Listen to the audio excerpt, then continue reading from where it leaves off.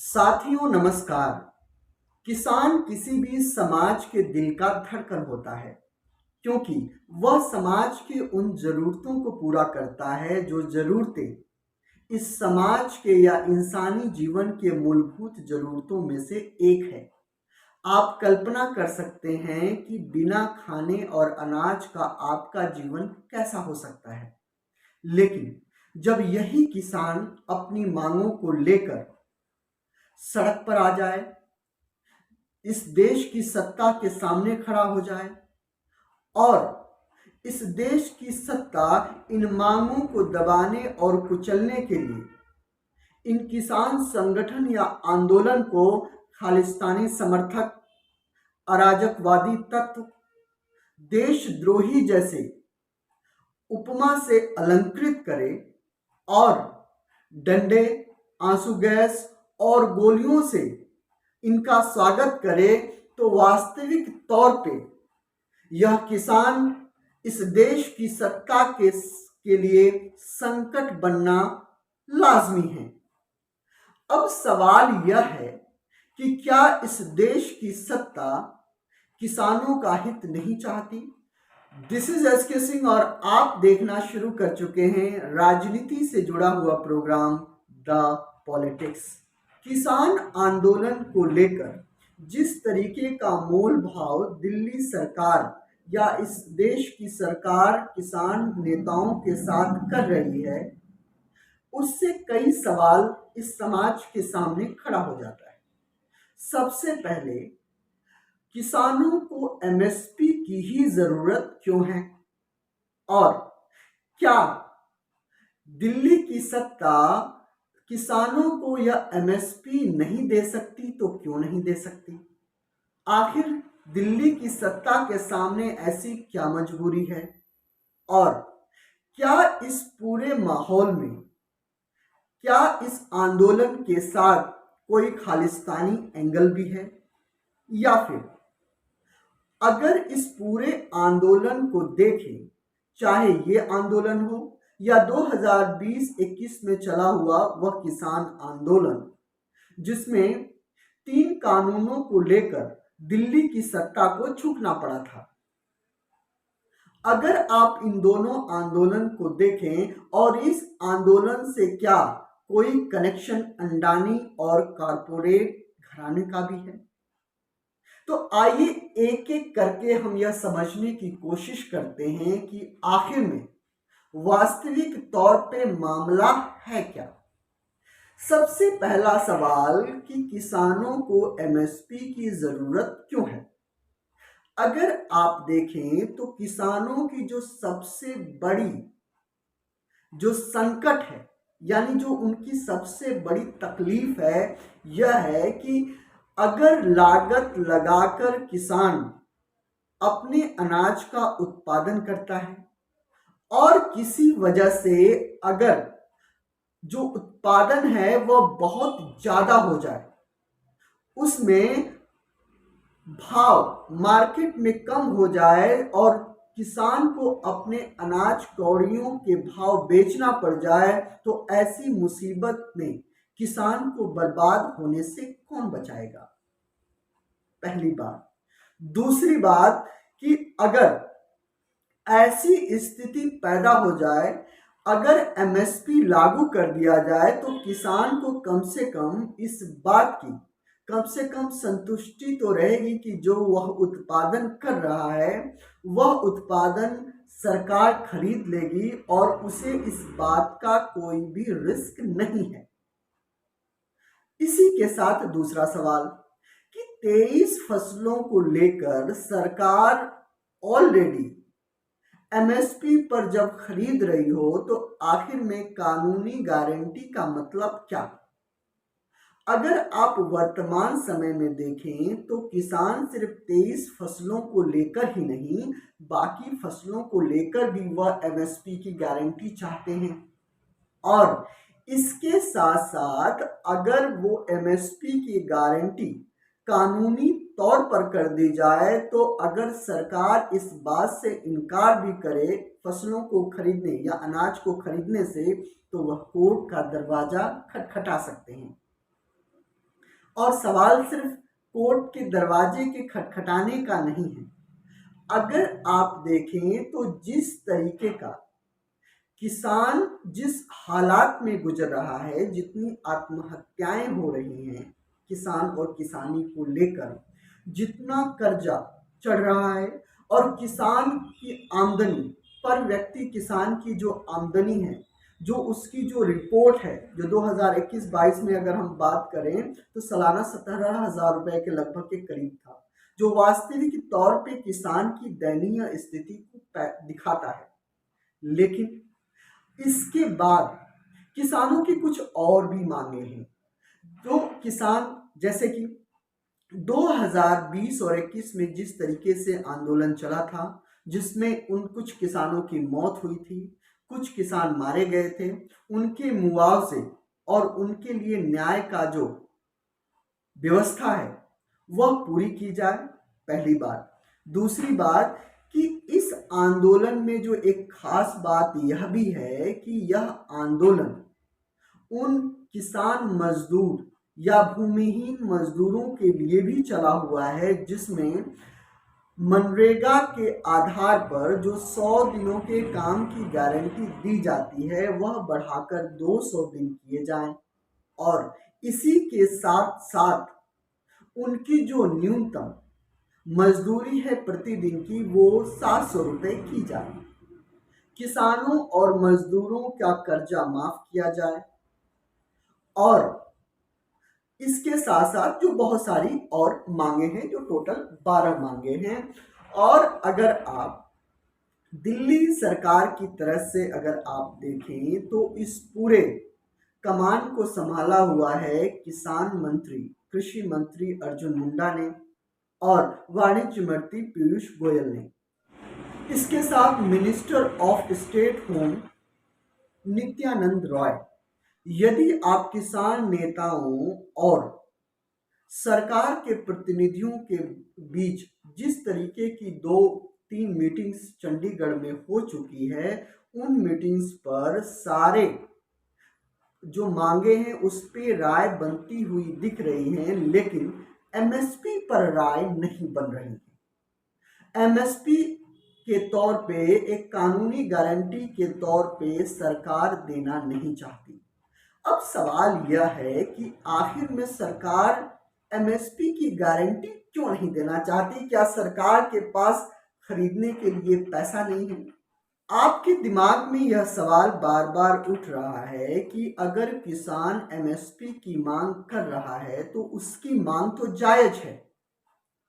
और जिसमें कि जितनी लागत है उससे आप जो है कि 1.5 गुना जो है कि उसको प्राइस दे दो। जैसे कि अगर 100 रुपये लागत है तो उसको 150 रुपये पे सरकार खरीद ले। और जहां तक अनाज का सवाल है तो समाज में या इस देश के दूसरे मंडियों में सरकार उसको बेचने की व्यवस्था कर दे, और अगर यहाँ नहीं तो उसको बाहर की जो है कि देशों में बेच दे। आखिर बहुत सारे देशों को अनाज की जरूरत तो है ही, लेकिन मामला इतना सिंपल और साधारण नहीं है।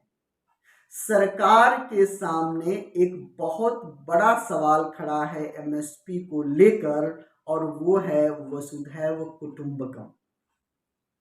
अब आप वसुधैव कुटुंबकम और एमएसपी को जोड़ने का मामला क्या है? मैं आपको इस बात की जानकारी दे दूं कि वसुधैव कुटुंबकम की तर्ज पर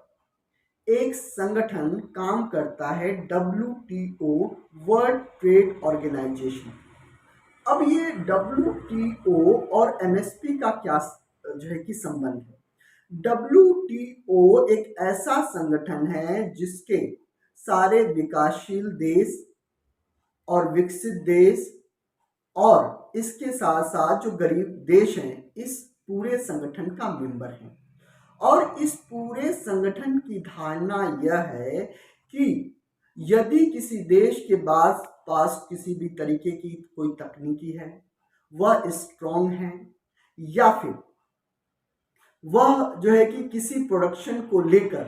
काफ़ी प्रतिभा रखता है, या उसमें वो पोटेंशियल मौजूद है, तो अपनी उस प्रोडक्शन प्रतिभा या अपनी शक्ति का इस्तेमाल करके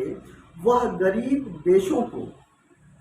एक्सप्लोएट करने का प्रयास ना करें। जैसे मान लीजिए कि अगर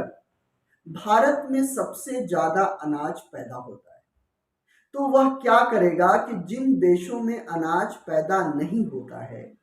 उन देशों को वह महंगे दामों पर, क्योंकि बिना खाने की तो बात बनेगी नहीं, तो इससे क्या होगा कि गरीब देश और भी गरीब होते रहेंगे। और यही नहीं, अगर मान लीजिए किसी देश के पास कोई मेडिसिन है और उस मेडिसिन की कीमत वह देश ऊंचे दामों पर बेचे, क्योंकि अगर कोई बीमारी आ गई तो मेडिसिन की जरूरत तो सबको ही पड़ेगी, तो गरीब जो देश है वह अपनी सारी पूंजी उस मेडिसिन को खरीदने में ही ना लगा दे। इसलिए यह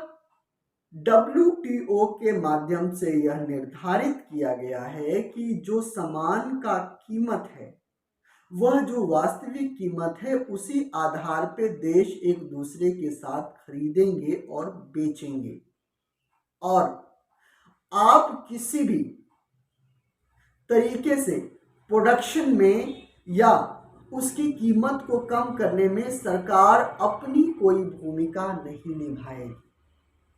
अगर आप देखें तो WTO के निर्धारण के आधार पर जिस तरीके का रूल और रेगुलेशन कृषि में फॉलो किया जाता है, उसमें विकसित देश अपने किसानों के पूरे उत्पादन का 5% से ज्यादा सब्सिडी नहीं दे सकते, और विकासशील देशों के लिए यह मानक 10% तय किया गया है। मान लीजिए कि अगर कृषि के माध्यम से टोटल प्रोडक्शन इस देश में 1000 करोड़ की हुई, तो 100 करोड़ से ज्यादा की सब्सिडी किसानों को नहीं दी जा सकती, राहत नहीं दी जा सकती। यह WTO के माध्यम से यह निर्धारण है। लेकिन भारत में अभी भी, चाहे वो यूरिया पे सब्सिडी का मामला हो, चाहे वो किसानों के बिजली बिल पर सब्सिडी का मामला हो, चाहे वो अलग अलग तरीके से सब्सिडी का मामला हो, वह ज्यादा दिया जाता है। और इसके पीछे यह तर्क दिया जाता है कि हम जो सब्सिडी दे रहे हैं अपने किसानों को, वह इसलिए नहीं दे रहे हैं कि हमें ये उत्पादन करके बाहर के देशों को बेचना है और उससे मुनाफा कमाना है, बल्कि हम ये सब्सिडी इसलिए दे रहे हैं क्योंकि हमारे देश में भूखमरी है और हम अपने हरित क्रांति या ज्यादा से ज्यादा अनाज की उत्पादन करके अपने देश के भूख को मिटाना चाहते हैं। इस आधार पे भारत को कुछ एक्स्ट्रा अधिकार सब्सिडी को लेकर दिया गया है। लेकिन इसके बाद सवाल उठता है, जब रशिया और यूक्रेन के बीच में जब टसल पैदा हुआ और खाड़ी देशों में, अरब देशों में अनाज को लेकर संकट पैदा हो गया, उस समय जो भंडारण सरकार भारत के पास पड़ा हुआ था, उसने उन देशों को बेचकर काफी पैसा कमाया और इसी प्रक्रिया में लेकर कहीं ना कहीं विकसित देशों और भारत को लेकर एक तल्खी भी बढ़ी कि यह आप गलत कर रहे हैं। आप एक तरफ तो सब्सिडी देकर आप जो है कि ज्यादा उत्पादन कर रहे हैं और उत्पादन को जरूरतमंद देशों को कम दामों पर बेचकर आप जो है कि ज्यादा से ज्यादा मुनाफा कमाने की कोशिश कर रहे हैं, जो WTO के कानून और सिद्धांतों के अनुरूप नहीं है। तो सरकार के सामने यह चुनौती पैदा हो गई है कि अगर MSP को कानूनी एक दर्जा देकर अगर किसानों को ज्यादा मूल्य दे दिया जाए तो वह WTO से बाहर हो जाएगा।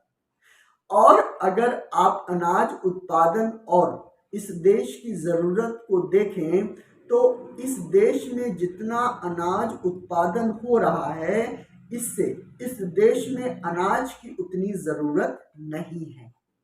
2 साल का स्टॉक ऑलरेडी सरकार अपने पास रखती है और इसी के साथ सरकार की जो ज़रूरत है अभी ज़्यादा से ज़्यादा टेक्नोलॉजी में विस्तार करने का, अपने आप को फार्मा इंडस्ट्री में विस्तार करने का और दूसरे सेक्टर्स में विस्तार करने का। हम अनाज बेचकर ही सिर्फ इस देश की इकोनॉमी को बढ़ा नहीं सकते, बल्कि हमारी ज़रूरत है बाहर की कंपनियों को इस देश के अंदर लाकर इन्वेस्टमेंट कराने का और दूसरे देशों में टेक्नोलॉजी बेचने का, इलेक्ट्रिक सामान खरीदने और बेचने का। तो हमारी जो जरूरत, अगर हम WTO से बाहर हो जाते हैं तो कहीं ना कहीं जो दूसरे सामान और दूसरी ज़रूरतों का आयात निर्यात हम दूसरे देशों से करते हैं वह पूरा संकट में आ जाएगा।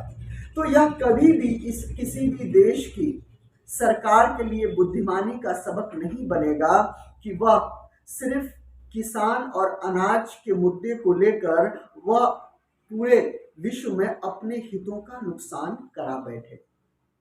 तो सारा मामला और सरकार के सामने यह मुसीबत बना हुआ है। इसीलिए सरकार किसी भी तरीके से इस कानून को गारंटी नहीं देना चाहती या कानून नहीं बनाना चाहती, बल्कि अलग अलग विकल्पों से इस पूरे समस्या का समाधान करना चाहती है, जिससे कि किसान आंदोलन खत्म किया जा सके। अब सवाल अगला यह है कि क्या इस पूरे संदर्भ में कोई खालिस्तानी एंगल भी है? यह बात सच है कि कनाडा और अलग अलग देशों में बैठे कुछ पंजाबी एलिमेंट्स हैं जो पंजाब से ताल्लुक़ रखते हैं और जो इंडिया के बारे में एक अच्छी सोच नहीं रखते। अब सवाल यह है कि वह एक देश के नागरिक हैं, फिर ऐसा वो क्यों रखते हैं? अगर आप देखें तो यह जो नासूर या यह जो घाव है वो आज का नहीं है। 1984 में जब इस देश की प्रधानमंत्री इंदिरा गांधी एक टेररिस्ट के द्वारा मारी गई, जिसका संबंध पंजाब से था, और उसके बाद जिस तरीके की प्रताड़ना सिख कम्युनिटी ने इस देश के दूसरे कम्युनिटी के द्वारा झेली है, उस समय बहुत से लोग यहाँ से अपना घर बार छोड़कर जाकर दूसरे देशों में बस गए। और उनके दूसरे देशों में बसने का एक और भी तर्क, वहाँ पे जो दूसरे देशों में ये बसे तो उन्होंने तर्क दिया कि उनकी जान को भारत में खतरा है। और उस समय का जिस तरीके का माहौल था, जिस तरीके का जो अनुभव लेकर वो यहाँ से छोड़ कर गए हैं, चाहे उनके परिवार वालों का खून कर दिया गया हो, चाहे उनका घर चला दिया गया हो, और जिस तरीके का वो जख्म अपने दिमाग और मन में लेकर यहाँ से गए, वो जो जख्म है वो अभी कहीं ना कहीं उनके इतिहास से जुड़ा हुआ है। और जब भी कोई ऐसा मूवमेंट, अगर आप पन्नू की देखें तो इस तरीके के जो एलिमेंट है, मैं इनको किसी भी तरीके से वाजिब नहीं ठहरा रहा, क्योंकि इस तरीके के राजनेता किसी भी इस तरीके के मूवमेंट में अपना कोई भी बयान देकर अपनी उपयोगिता को बनाते हैं, हाईलाइट होते हैं। और पन्नू का जो बयान, जो खालिस्तानी समर्थक है, जो इस बात का ऐलान कर रहा है कि जो पंजाब के किसान हैं वो दिल्ली की हुकूमत पर कब्जा कर लें, वहाँ पर खालिस्तानी झंडा लगा दें, जो इस तरीके का बयान उसका आ रहा है, जो वास्तविक तौर पे किसान आंदोलन को कमज़ोर करने का कहीं ना कहीं साजिश है, वो भारत को कमज़ोर करने का ही एक तरीका है। और जिस तरीके से अगर आप देखें तो पंजाब, और सवाल यह भी है कि यह आंदोलन सिर्फ पंजाब के बॉर्डर पर ही क्यों नजर नहीं आ रहा, देश में और भी तो बहुत सारे किसान हैं। तो ये बिल्कुल वाजिब है। अगर आप हरियाणा, पंजाब और पश्चिमी उत्तर प्रदेश को देखें तो लगभग बहुत सारा अनाज और कृषि क्षेत्र से जुड़ा हुआ उत्पादन इन जगहों पर होता है। और कानून का पास होना, कानून का रद्द होना, कानून का बनना या सरकार की किसी भी तरीके की नीतियों का बहुत बड़ा प्रभाव इस पूरे जो है कि एरिया पर पड़ता है। और कहीं ना कहीं आप देखेंगे तो इससे पिछला भी जो आंदोलन हुआ था, जिसका प्रतिनिधित्व राकेश टिकैत और जो है कि चंदूनी जी ने किया था, जो उसमें मुख्य थे, जिसमें बहुत सारे किसान संगठनों ने, किसान संयुक्त मोर्चा के बैनर तले ये सारा आंदोलन हुआ था। लेकिन ये जो किसान आंदोलन हो रहा है, इसमें जो है कि वो मोर्चा जो है कि शामिल नहीं है। लेकिन जैसे जैसे आंदोलन आगे बढ़ रहा है, वो भी धीरे धीरे इस पूरे आंदोलन को अपना समर्थन दे रहे हैं। और खालिस्तानी एंगल का जो सवाल है, तो जब भी कोई, जो पंजाबी एक ऐसी कौम है कि जब भी पंजाब के लोग,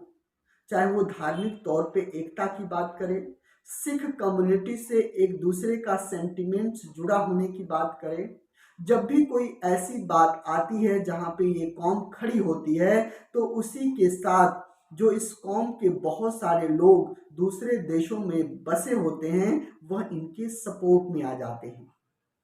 और इसका मतलब यह भी नहीं कि वो जो सारे लोग सपोर्ट में आते हैं वह खालिस्तानी समर्थक हैं। ये बात भी सच है कि इस माहौल को देखते हुए जो खालिस्तानी सेंटिमेंट्स के लोग, जो जानबूझकर ऐसे मामलों में बयान देकर इस पूरे मामले को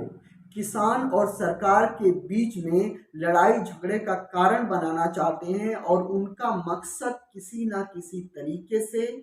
भारत को कमजोर करने का होता है। अब सवाल यह होता है कि क्या सरकार जो यह कानून मानने, बनाने या फिर पिछले कानून को रद्द करने में, इसका कोई कारपोरेट एंगल भी है क्या? अगर आप देखें तो भारत एक कृषि प्रधान देश है, और इस देश की कम से कम 60% जो पॉपुलेशन है, वह कृषि उत्पादन, कृषि रोजगार, कृषि मजदूरी से जुड़ी हुई है, और यह एक बहुत बड़ा मार्केट है। अगर आप पिछले कानूनों को देखें और पूरे दस्तावेजों को देखें, तो नरेंद्र मोदी ने या इस देश की सत्ता ने चाहा कि यह पूरा जो कृषि उत्पादन है, चाहे वो फलों का उत्पादन हो, चाहे वो अनाज का उत्पादन है, उसका एक कॉरपोरेट मॉडल बनाया जाए। उस कॉरपोरेट मॉडल के अंतर्गत इस देश में जो पूंजीपति है, और पूंजीपति का मैं अगर नाम लूँ तो खासतौर से मैं अडानी का नाम लूंगा, क्योंकि यह कानून बनाने से पहले जिस तरीके से अडानी ने अपने एयरपोर्ट, जहाँ से सारे ग्रेन्स को जो है कि दूसरे देशों में भेजना है, वहाँ पे वेयर हाउसेस का बनाना, और इसी के साथ अलग अलग जगहों पर कृषि को लेकर अपने जो कोल्ड जो है कि हाउसेस बनाना, जहाँ पे स्टोर किया जा सके फलों को और कृषि उत्पादन को जगह पर। अभी आप जल्दी में जिस तरीके से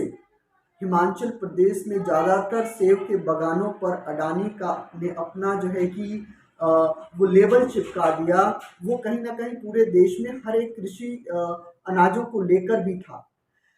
तो कहीं ना कहीं इस देश की सरकार को की मंशा यह थी कि एक ऐसा मॉडल बनाया जाए जिसमें बाहर की तकनीकी इस देश का कारपोरेट लेकर आए, इस देश के किसानों को जो है कि अच्छी तरीके से ट्रेनिंग दी जाए, एक पूरा एक बिजनेस मॉडल बनाया जाए, और उस मॉडल के माध्यम से इस देश के किसान भी तरक्की करें, और उन किसानों के साथ सत्ता को सपोर्ट करने के लिए गौतम अडानी की भी तरक्की हो। तो ये जो पूरा मॉडल था, लेकिन राजनीति के विरोध और किसान आंदोलन ने इस पूरे मॉडल को जो है कि इनकार कर दिया, रिफ्यूज कर दिया। और किसानों का यह मानना है कि किसान से जुड़ी हुई समस्याएं, उनकी तकनीकी, उनका जो पूरा आधार है, वो सरकार अपने ही अंदर रखे, किसी कारपोरेट के हवाले ना करे। क्योंकि कभी भी कोई भी जो व्यापारी है, वो पहले अपने हित के बारे में सोचता है, उसके बाद वह दूसरे के बारे में सोचता है, और कहीं आने वाले समय में किसान कहीं इस कारपोरेट का शिकार ना बन जाए। तो ये पूरा मुद्दा किसान आंदोलन का चल रहा है, और कम से कम 13 जनवरी को जिस तरीके से इस देश के किसानों ने दिल्ली चलो आंदोलन को लेकर शंभू बॉर्डर और टिकरी बॉर्डर पर इकट्ठा होना शुरू हुई